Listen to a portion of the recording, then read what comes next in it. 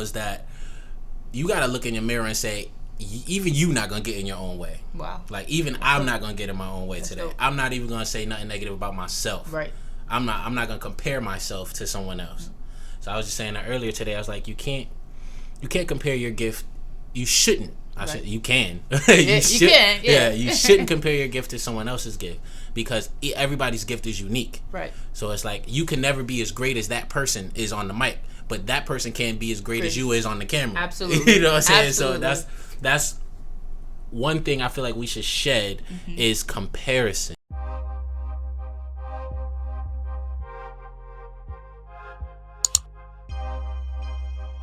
What up? And welcome back to JCIRL, Connecticut's #1 transformation podcast, where we put faith to action and the shared testimony of transformation through Jesus Christ with you. We make this podcast to encourage those who are lukewarm to be hot for Jesus. And today I have a guest. This is Sasha, everybody. Everybody say hi to Sasha.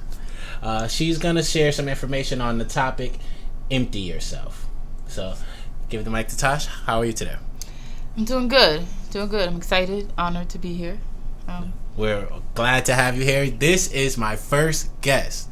And I'll put in the applause. Yeah, so I'm very excited as well. And I'm also excited about this topic, empty yourself, which is coming from just the principle that everybody has greatness within them. And we don't want to die with this greatness within us. It's time for us to empty ourselves. So how do you feel about people not acknowledging their full potential or not being able to? I think that it's something that is definitely a struggle. I think it's the consequence, or it's what happens when there's an identity crisis. I think people who are struggling to identify who they are, what they are, their purpose in life, why God created them, everything like that, it ends up evolving into not fully, maximizing your potential or utilizing it, and not becoming who exactly all you were created to be, not just pieces here and there. So. Okay, I feel that. So when I think about that, like knowing our purpose, what we were created to be, it always brings me back to Genesis. And I go to Genesis chapter 1, verse 27, which says, God created us to have dominion over everything that creeps on the earth. I'm speaking, verbatim, but I'm paraphrasing, excuse me.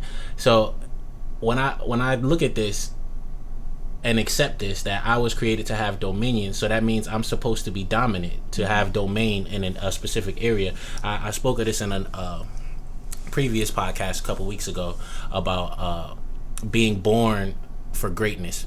We were made for greatness. So it's like, how do we identify our greatness, and what areas should we be great? It's like, how do we bring that out? Or erase the doubt, I would say.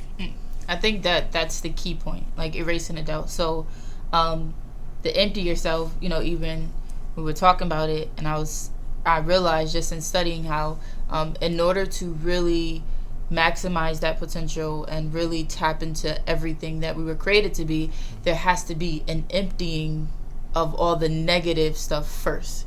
So we got to get rid of the doubt, the fears, the issues, the traumas, the pain, like all of those things that have become such blockers to where we can't even reach potential. So many people have so much greatness inside of them, but just all the negativity that was spoken out over their lives, and you'll never be, and you can never do, and just even self-pity and self-doubt is like kind of standing in front of the door. And so it's hard to tap into that potential to kind of get there. So I think in order for people to really tap into their potential, they have to empty themselves first of all of the negative stuff that is inside of them. So like shedding absolutely all of the negativity. All of the negativity that's in. If it's not in my notes too, I got Genesis 1:26 through 28. You hear right in the middle of 27. And so I was just reading it kind of hit me for the first time, where God was like, let us make man in our image. Image is an appearance. It is a way that you see something. We use it likeness. a lot. Yeah. And so we use it a lot to focus on behavior. Growing up in church, you'd be like, you're supposed to act like God and da-da-da. And that's true. But image is something you see. Yeah. And so when people look at us, what they should see inside of us is what God has inside of him. There is no fear inside of God. There is no doubt. Exactly. There is no negativity. So just by being afraid, you are not acting godly. You're not acting godly. We only, especially young people, right? Yeah. We only hear you ain't godly if you smoking and having sex and that's cleanliness it. is next to godliness. And that's it. Which isn't scripture. It's not scripture. Right. I looked it up. But. So it's all of those things. But the real, the whole point of that is to look like that. And so anything inside of us that does not look like him, before we tap into the behavior, yes, behave like God, young people, do your best. You know what I'm saying? Yeah. Before you get there, how do I get there? You gotta look like it. Inside of you, you should possess what he possesses. And he told us what it looks like being like him in 27th verse. It looks dominant. You have dominance over key. Over the snake and over the fish of the sea. Which also I feel shows confidence as well. Absolutely. So it's like if you know you like when I think of dominance, I always think of Shaq because I'm like he dominates in the paint. Yeah. That's his. You can't mess with it. So it's like he's not shy. No, this is my. I own this here. So it's like when you have this type of go-getter attitude, I like to say, it's like nothing can stand in your way. Right. And one thing I like this, what I learned from Dr. Monroe, was that you got to look in your mirror and say, even you not gonna get in your own way. Wow. Even I'm not gonna get in my own way today. Dope. I'm not even gonna say nothing negative about myself. Right. I'm not gonna compare myself to someone else. So I was just saying that earlier today. I was like, you can't compare your gift. You shouldn't. You can. You can. Yeah. You shouldn't compare your gift to someone else's gift because everybody's gift is unique. Right. So it's like you can never be as great as that person is on the mic, but that person can't be as great as you is on the camera. Absolutely. You know what I'm saying? Absolutely. So that's one thing I feel like we should shed is comparison. Yes. And I'm like, we live in an age of technology where Instagram is, we see what everybody just doing it for the gram. Yeah. Their life ain't even really like that. Not at all. But they want to put it on camera so they can be like, hi, my life is better than yours. You know what I mean? And it's detrimental to our growth. Yeah. It's actually, if you think about it, we heard a story of Satan got kicked out of heaven because he was prideful. He wanted the glory that God had. He then began to draw a comparison. Hey, why isn't everyone bowing to me? Exactly. Why isn't comparison? And that was his downfall. Downfall. That comparison, that type of thing, and it's real. And the thing about it is, he was not made in God's image and likeness like we were. Yeah, exactly. So we are the only beings that have the ability. The only people in his that likeness. we're supposed to be comparing ourselves to is God. Exactly. Yeah, because that's who we look like, not humans. See, Satan was out of bounds because he was comparing himself to God. That was out of bounds. Yeah, we compare ourselves to humans. We ought to, you know what I'm saying? That's not our job. We're supposed to be comparing ourselves to him. So absolutely. Okay. Let's go back here because I like to think that everybody thinks that they have a greater purpose. Like wherever you at your little cubicle, you got your nice little job, you pay your little rent, but you feel like you greater than that. Right. And then it's like at the same time you got your boss on your neck telling you that you only good enough to do this stack of paper right here. Like you will never own the building. You can only work at this cubicle, or you can get the corner cubicle at best. Right. So it's like almost it's the glass ceiling. Yeah. It's trying to put a lid on your success. And it's like, how do we break that mold? Like you say, other people are putting their stuff on us, saying like we can't grow. And what I want to hit it with was James chapter 2 verse 17, which says faith without work is dead. So it's like you could believe that you worth more, but how hard are you willing to work at it to prove it? Right. So and that work is not just physically, and it's easy to use as an example. You know what I'm saying? You want to get buff and stuff? Yes. Go to the gym, absolutely.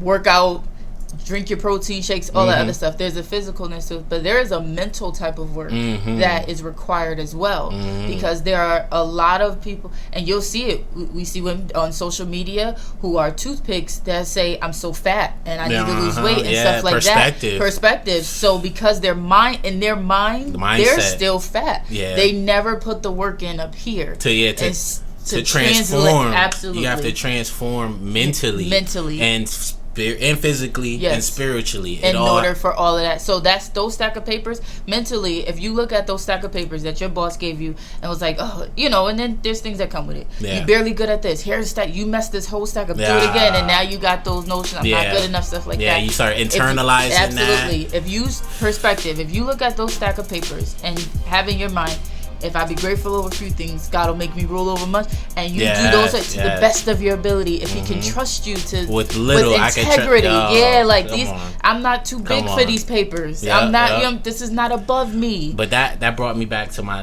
last week's lesson. It's like, it's the standard, right? Like, we have such low standards, or people have no standards out here in the world. They just out here doing whatever. But what I want to hit at is like, going to work. Once you have no job, you just like, I want a job. The job is the next standard. So now when you got a job, whatever they ask you to do at that job is the standard. It's 100%. You have to do this. Now, if you like what you're doing and you happy where you at, just do your job and you'll stay right there. Right there. But if you aspire for more, it's gonna take more than the standard. It's gonna take more than that 100%. That's where that 110 comes in. That's where that 120 comes in, and that's when you reach up, and that's where transformation is. Absolutely. And if you consider yourself a child of God, as a father, as Abba, He's not gonna give you or put you in a role or position to make you fail or look bad. So He's going to leave. If you're doing the minimal work, He's not going to allow you to be elevated, and it's not because He's keeping you from it. It's because you don't want it. I'm not going to make you a manager and you don't come to work on time. Employee? You're not even a good employee. No, you're gonna make me look bad as God. I had to say this to my little brother for a perfect life example. This dude, he loves to drop his phone. I buy him cases. He takes the phone out of the case and just fumbles and drops them. So he says, hey, he has I think an 8. He said, I want a new phone. I want the iPhone 10 or 12, whatever one they got come out. And I'm looking at him in the Apple store, and I'm like, why would I buy you a new phone if you can't take care of the old phone? Yeah. So I'm just like, does that make sense to you? Obviously, he's 15. He don't care. Yeah. So I'm like, nah. And it's like, I have to teach him that lesson the same way God teaches me that lesson. Right. And I'm like, I want such and such, but am I ready for it? Right. Like, I want a sports car, but can I maintain it? You know what I mean? I could get them, and they'll come get it next week. It'll be right on the truck. That's my bishop say all the time. You want a Rolls Royce? You have no garage to put it in. Oh, exactly. So that makes no sense. Like, that's a mindset. Up. Yeah, they're gonna be done stole it outside the projects, and you're gonna be in trouble. So okay, we got to get back on empty yourself, because this is a great conversation. Yeah. I feel like you guys are gonna eat from this. So, empty yourself. Where's the most wealthiest place on earth?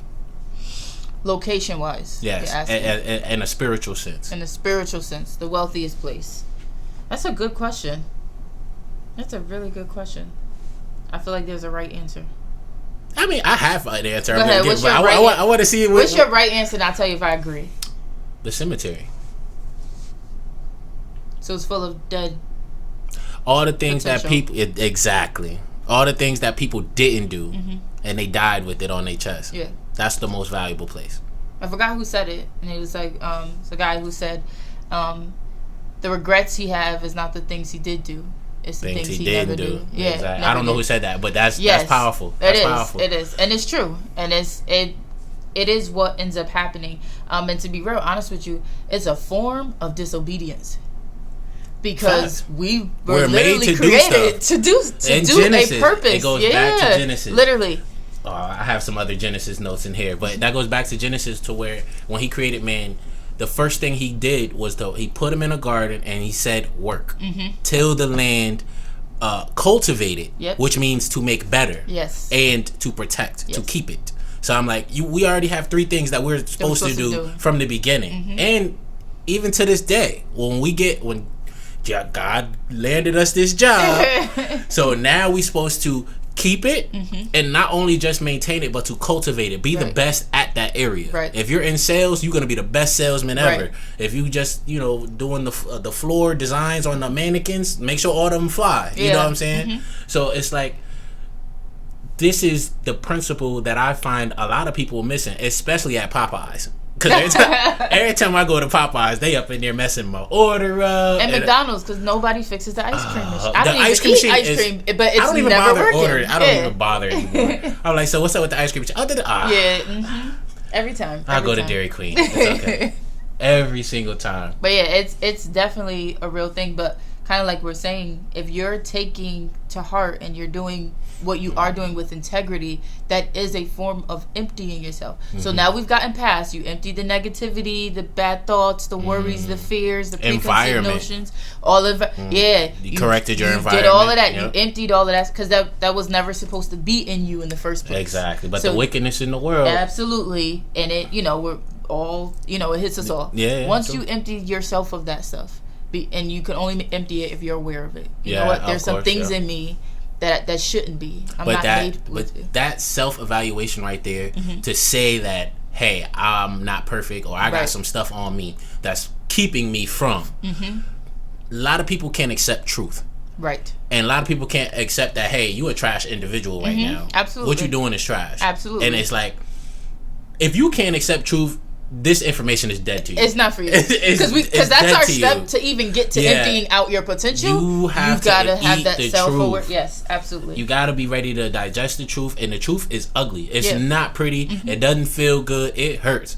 But it feels so much better after you start. It's necessary. Digesting your palate to that truth. And you be like, oh, you know what? Boom, boom, boom. And maybe I need to fix boom, boom, boom. Maybe I shouldn't be calling boom, boom at 10:30. You know what I'm saying? Like, when you get there, that's when we can, really roll the ball up, and get stuff moving. Absolutely. Totally agree. Because I've had, I will say, so many peers surrounding me who I didn't realize couldn't accept truth. They were such good jazzers. Oh yeah, absolutely.